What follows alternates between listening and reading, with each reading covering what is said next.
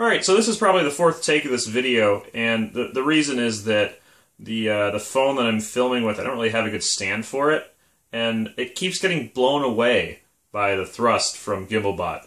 The reason that happens is because I've started vectoring the thrust while under load, and it's worked really well. It's been pretty cool, actually.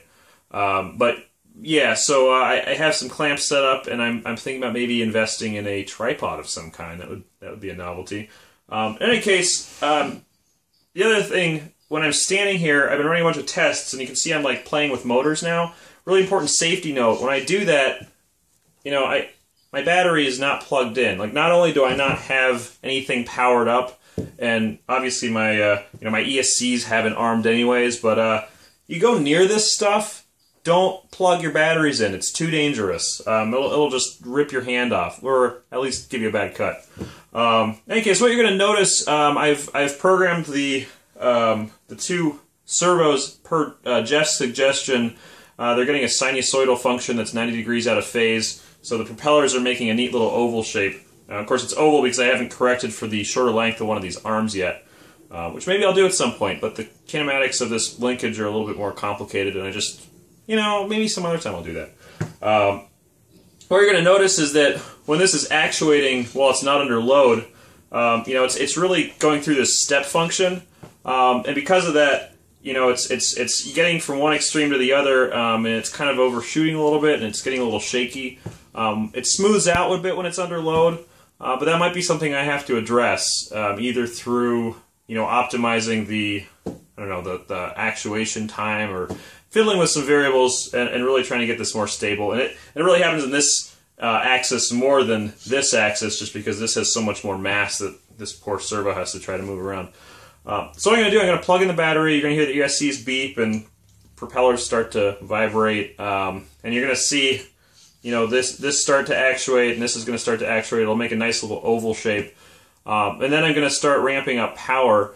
One of the challenges that I ran into is that DIY pillow block I made for my thrust testing rig. You know, pillow blocks in general really are only supposed to take radial loads. So when you start putting this kind of torsion on that bar, you know, any pillow block's not going to like that, but one that's made out of PVC pipe really doesn't like it. So it's hard to get accurate thrust tests, because to keep my pillow block from falling apart, I kind of need to hold the whole thing pretty hard.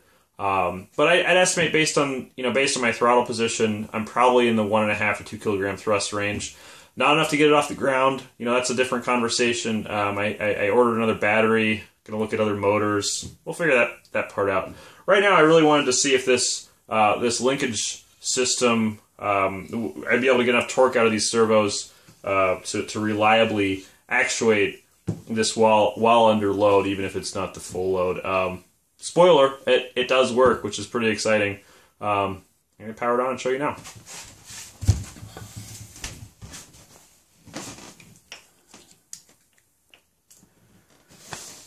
Alright, so we have power. You can see the ESCs starting to move. I'm going to turn on power to the Arduino, and the servos are going to start actuating. So there you can see, at the extreme of the end of the range of motion, you can kind of see that vibration on the pitch ring, and it really does die down once we go under thrust, but, you know, we'll see if that's going to be a problem or not.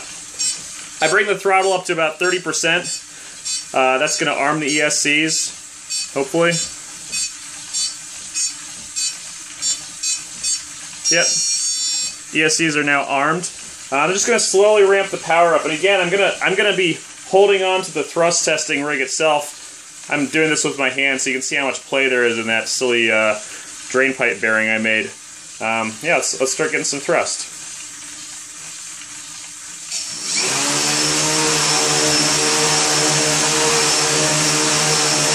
So I'd estimate that's a couple 100 grams. Nothing too extreme. Let's get it a little bit higher.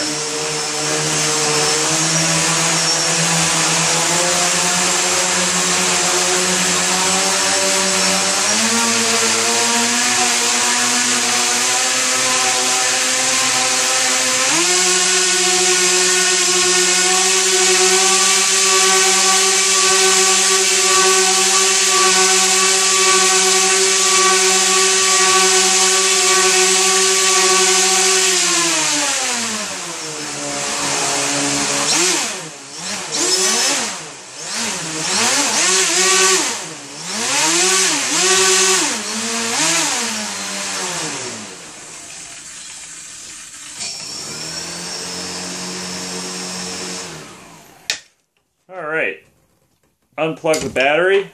So a couple points to note there. Maybe I didn't see it very well when I was doing testing before, but I was still getting some of that shaking. Battery's unplugged now, note that. I was still getting some shaking while under load. You know, again, we'll see if that's really an issue. It might just be a matter of changing the length of time between individual steps. You know, we'll see. You know, as far as the motion you saw, that was my scale hitting the ground. We'll see if that thing still works. It was $10. The motion you see here really is just play in that bearing that I built.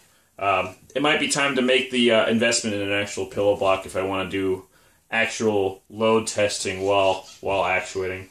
But otherwise, you know, the servos are warm, but they're not hot. The motors are warm, but not hot. You know, the ESCs stayed pretty nice, and the battery is, you know, the battery's still cold to the touch. So I'm confident that the servos are really going to do a good job here. I need to figure out how to ramp them well. So any suggestions there would be great. You know, I did end up, you know, buying pretty crazy servos, and I bought servos that had really fast actuation times. So, you know, one thing I could try to do is re-gear them down to a slower actuation speed. But ideally, I'd figure out a way to ramp them more accurately. And I haven't really played with that too much, but anyone that's got experience getting hobby servos to have nice ramping behavior, so maybe they don't overshoot as much, I'd like to take a look at it.